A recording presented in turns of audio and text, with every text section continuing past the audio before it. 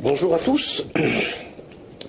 Nous sommes le samedi 3 février 2012 et je voulais vous traduire une vidéo assez extraordinaire concernant une idole de Satan que les musulmans lapident lors du pèlerinage annuel à la Mecque. C'est une des étapes du pèlerinage sacré et que voilà qui démontre que les musulmans lapident, donc se dissocient de Satan, de ses actions et de ses alliés pour se soumettre à Dieu. Donc voilà, ils jettent quelques pierres, c'est symbolique, c'est spirituel, c'est voilà, et ça dure depuis 14 siècles et même avant. Puisque donc dans la tradition, Satan existe depuis toujours et que c'est le pire ennemi de l'humanité. Bon, bref. Et là, j'ai vu cette vidéo qui explique certaines choses. Je vais vous la traduire et donner aussi quelques détails, quelques commentaires supplémentaires. Là, c'est quand il n'y a plus de paroles du personnage qui parle en arabe. Et pour agrémenter cette vidéo. Donc je la lance.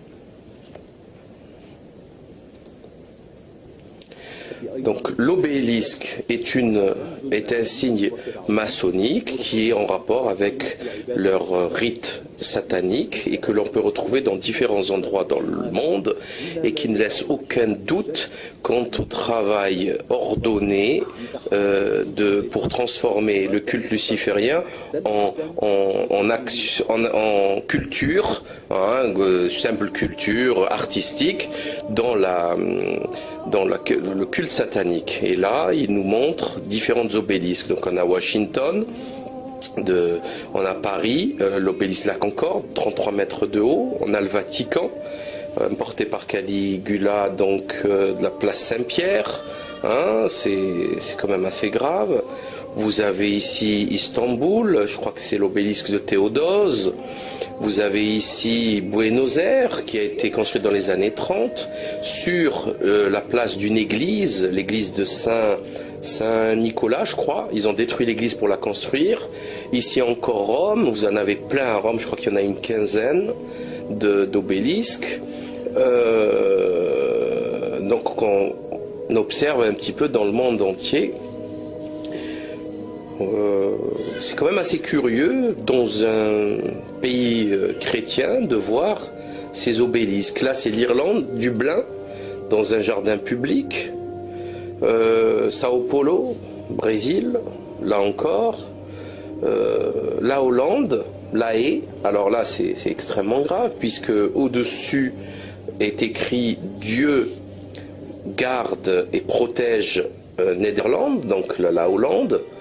C'est quand même extrêmement grave. Là, c'est un acte cultuel, effectivement. Et la surprise est plus grande lorsqu'on observe donc le lieu dans il y a quelques décennies, l'idole de Satan que les musulmans lapident depuis 14 siècles. Je traduis le texte. Et ils se rassemblent autour de lui, de millions de musulmans, pour le lapider et se dissocier de ses actes depuis des siècles, depuis 14 siècles. Donc vous le voyez ici, il ressemble à l'obélisque classique avec le pyramidon au-dessus. Très simple, vous voyez les musulmans en train de faire leur pèlerinage. Et encore une surprise incroyable, vous voyez la reconstruction de cette idole satanique avec une forme ovale. Je vous rappelle l'ordre Templi Orientis, l'ovale et tout ce qui est relié à ce qui est sexuel, sexualité féminine, et la construction d'un mur. Qui a changé l'idole de Satan et pour quel plan et dans quels intérêts a-t-on changé l'idole de Satan? C'est quand même assez extraordinaire.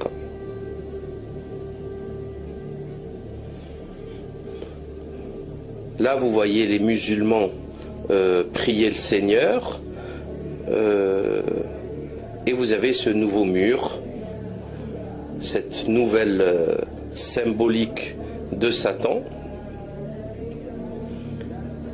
qui est très récente. Je n'ai pas la date, mais c'est très récent.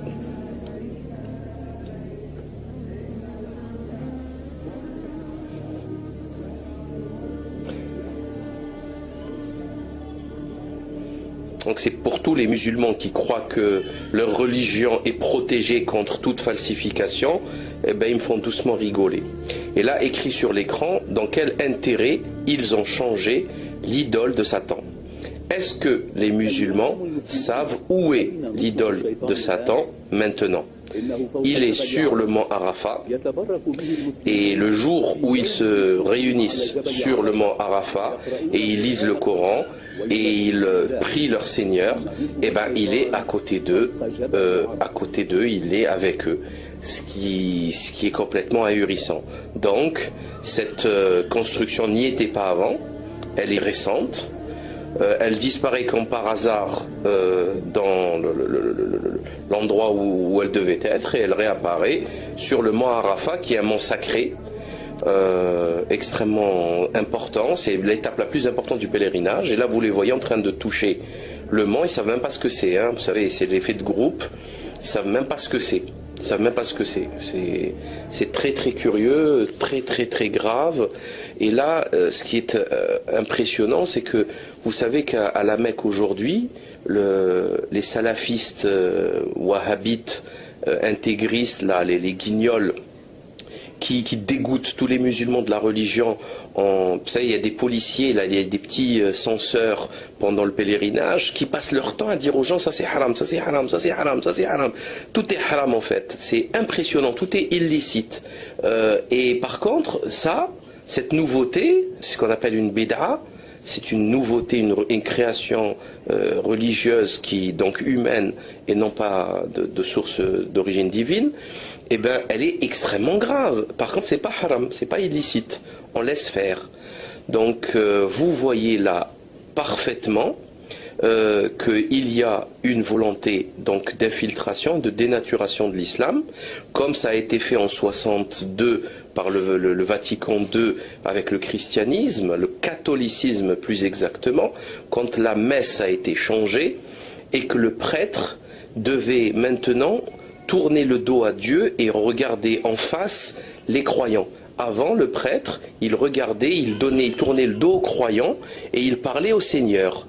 Et il commençait toujours par la droite pour finir par la gauche. Il y avait un rituel. J'en parlais avec Pierre d'Ortiguier qui m'a expliqué tout ça. Et aujourd'hui, le prêtre, dans une contre-initiation évidente, tourne le dos à Dieu et il parle aux fidèles.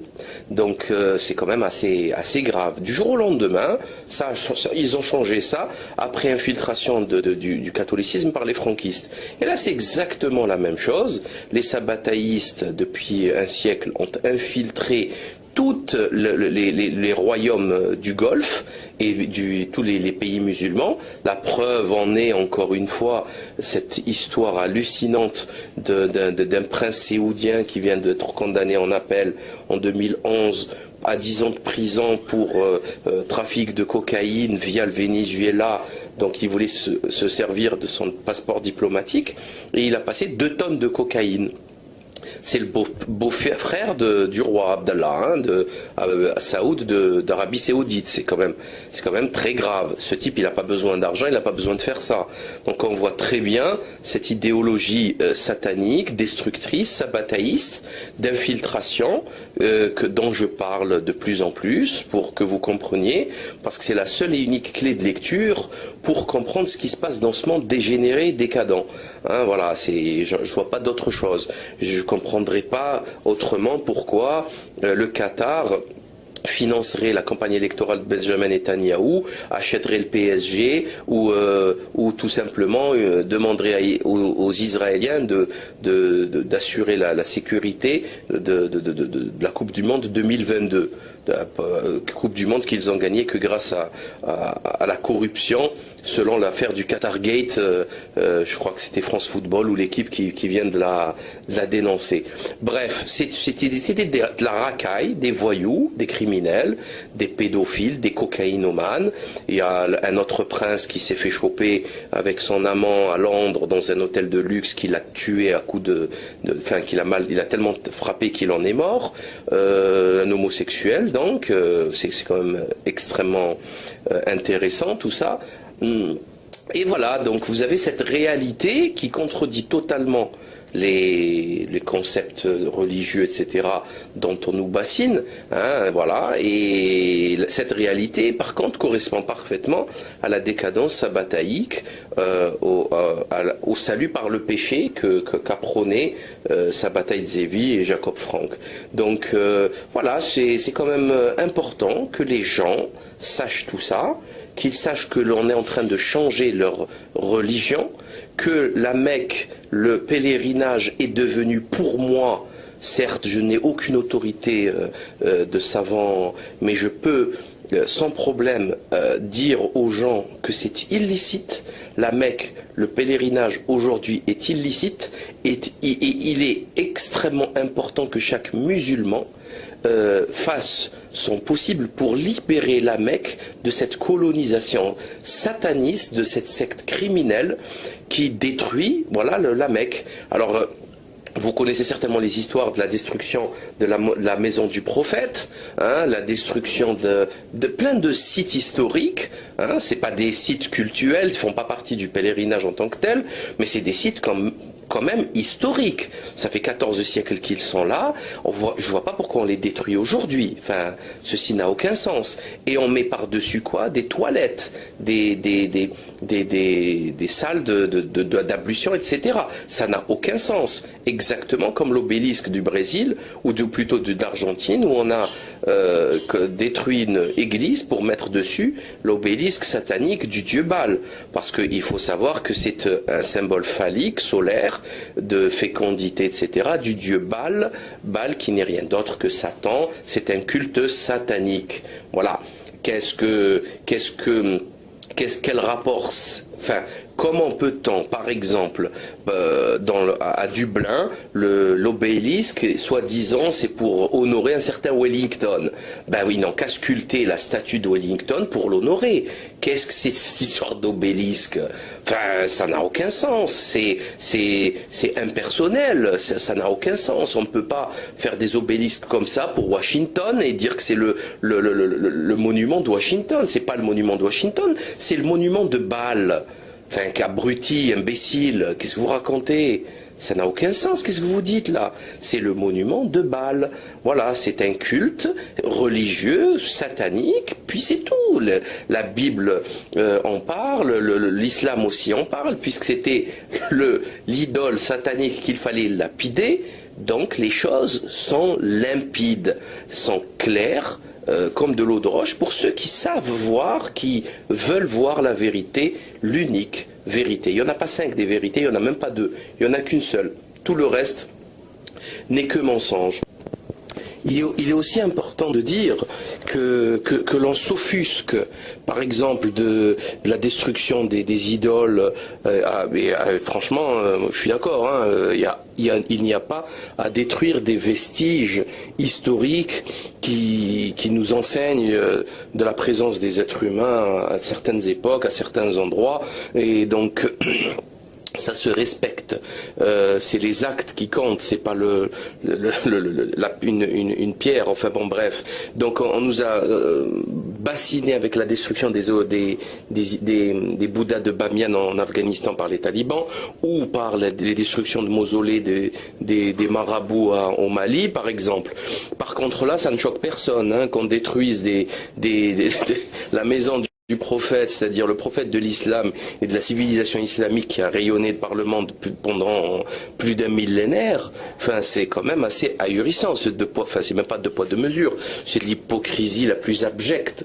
Et je voulais aussi rajouter, avant de finir cette vidéo, que le terme obélisque, hein, un obélisque veut dire, écoutez-moi bien, écoutez-moi bien, écoutez cette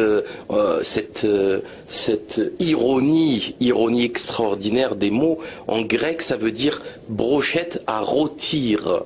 Brochette à rôtir, c'est qui va rôtir et qui va se faire embrocher. Voilà, là c'est une question très intéressante à poser. Qui va rôtir et qui va se faire embrocher. Voilà. Autre chose avant de finir, je rajoute, parce que j'avais fini la vidéo, mais je rajoute ces quelques informations par rapport à un ami donc qui allait à la Mecque et qui a fait son pèlerinage et qui m'a dit qu'en montant dans la grotte de Hira, qui est la grotte où la révélation était descendue en premier lieu par l'ange Gabriel, donc cette grotte, à partir du moment où vous y étiez, enfin elle est assez haute, vous pouviez voir la Mecque, la Kaaba, le cube sacré de la Mecque. Maintenant non. Après la construction d'un immondice gigantesque à architecture britannique, mais une horreur architecturale, une horreur. Ça n'a strict, mais j'arrive pas à y croire.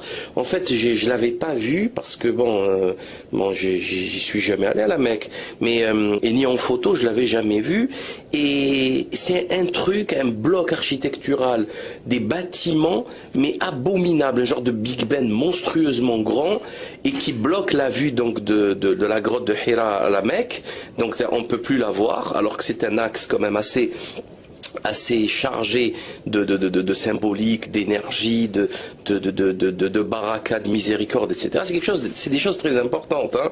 Donc, et là, ils l'ont bloqué avec ces bâtiments dégueulasses. Et vous voyez dans la photo que j'ai utilisée pour illustrer cette vidéo que le projet moderne de la Mecque, c'est-à-dire mettre des grands bâtiments autour de la Mecque, qui est, je le rappelle, un signe de la fin des temps lorsque les bâtiments s'élèveront au ciel pour rivaliser avec les nuages, qui est une symbolique babylonienne évidente que tout le monde connaît. Voilà. Donc c'est quand même, c'est pas grave, c'est minable. Et je me demande comment se fait-il que les musulmans qui sont allés là-bas n'ont pas remarqué ça, n'ont pas condamné ça. Enfin, qu'est-ce que ça fout là? Il n'y a pas d'histoire architecturale islamique? Vous vous moquez de qui? Il y en a des dizaines. Chaque pays, chaque civilisation a eu son architecture. C'était très fin, c'était très recherché. Il n'y a qu'à voir les mosquées, je ne sais pas moi, à Samarcande ou à Ispahan ou à Istanbul, la mosquée bleue, le palais de Topkapi, ou les mosquées des 1000 colonnes à Cordoue. Enfin, il y avait quand même une architecture, il y avait un savoir-faire. Là, ils nous ont balancé en plein désert, Big Ben, voilà. Et là, vous continuez à croire au miracle. Enfin, il n'y a pas de miracle. C'est la fin. C'est le combat final. C'est terminé là. Adjugé, vendu. Rien ne va plus. Voilà. Alors, soit on prend notre responsabilité, soit on continue cette mascarade. Donc ça, c'est très important parce qu'il y a beaucoup de musulmans qui croient que leur religion, c'est la dernière, donc elle est sacrée, donc elle ne peut pas être modifiée, elle ne peut pas être changée, pas du tout, elle peut l'être. Et les Saouds ont détruit la religion islamique. Voilà, moi on m'a raconté dernièrement, l'année dernière, des pèlerinages l'année dernière, parce que je me renseigne quand même auprès des gens qui y sont allés, et des gens extrêmement instruits. Hein, c'est des gens qui connaissent très bien leur religion, voilà, et qui m'ont expliqué certaines choses claires, avec une dénaturation de la Mecque. C'est devenu du business, ça coûte 5000 € le pèlerinage. 5000 €, c'est un mois, on ne sait pas pourquoi, alors qu'en 10 jours c'est fait, c'est bouclé. On ne sait pas pourquoi on impose aux gens de rester un mois sur place. C'est absurde enfin, ça n'a aucun sens. Ils profitent, voilà, de ça pour créer un business. Et donc, voilà. Ça, c'est une réalité, tout le monde peut la constater, et puis c'est tout. Et c'est pas la première fois que la Mecque a été interdite aux croyants. Quand je dis que le pèlerinage est illicite aujourd'hui, c'est pas la première fois. Pendant les croisades, les gens ne pouvaient pas y accéder, c'est trop dangereux, donc ils n'ont pas fait leur pèlerinage de longues années jusqu'à Saladin libère la Terre Sainte. Donc c'est pas non plus si extraordinaire. Il faut quand même que vous connaissiez un petit peu votre histoire pour ne pas dire de bêtises. bêtises, parce que je vois déjà les commentaires des ignorants qui se prennent tous pour des savants, qui n'ont pas lu un demi-bouquin, une demi-page d'un demi-bouquin intéressant, et qui viennent bien sûr déverser leur ignorance sur Facebook, se prenant pour des, ou sur d'autres forums, ou enfin n'importe où, se prenant pour des savants. Donc voilà, ça c'est une réalité factuelle que tout le monde peut constater, vous l'avez vu. Il serait judicieux que d'autres personnes donnent des commentaires, fassent des commentaires sur leur expérience là-bas. Je vous invite à le faire. Qu'on trouve aussi la date à partir de laquelle a été changé cette idole de Satan en mur ridicule. Hein, qui rappelle vraiment la symbolique, le logo de l'Ordo Templi Orientis de ces dégénérés d'Aleister Crowley et compagnie. Et vraiment, ça serait très intéressant de faire ce petit travail de recherche et de comprendre comment, petit à petit, l'islam est en train d'être dénaturé par une bande de guignols, qu'on est en train de dégoûter les musulmans de leur propre religion. Hein, en interdisant tout et n'importe quoi. C'est plus une religion d'amour, une religion de fraternité, c'est devenu une religion de l'interdit. C'est haram, c'est illicite, c'est illicite, c'est illicite, c'est illicite, c'est illicite, c'est illicite, tout est illicite, voilà. Et attention, des détails, hein. C'est des détails, c'est-à-dire qu'il faut que le pantalon il soit à 5 cm du bidule, il faut que la barbe elle soit à tel de truc, il faut que, par contre, que tout l'argent, que tout le fric des Séouds soit chez Goldman Sachs, ça c'est bien, voilà, ça c'est super, ça c'est pas illicite l'usure, alors que c'est une guerre contre Dieu, ça gêne personne l'usure. Voilà, j'ai d'autres anecdotes à raconter, beaucoup d'anecdotes que je vais compiler et éventuellement raconter dans une autre vidéo pour confirmer un petit peu tout ça. Ça appuie, encore une fois, mon travail concernant la dénonciation de la secte déviante juive messianique des sabbataïstes. Hein, et voilà, c'est juste pour vous le démontrer, le montrer une bonne fois pour toutes. À très bientôt.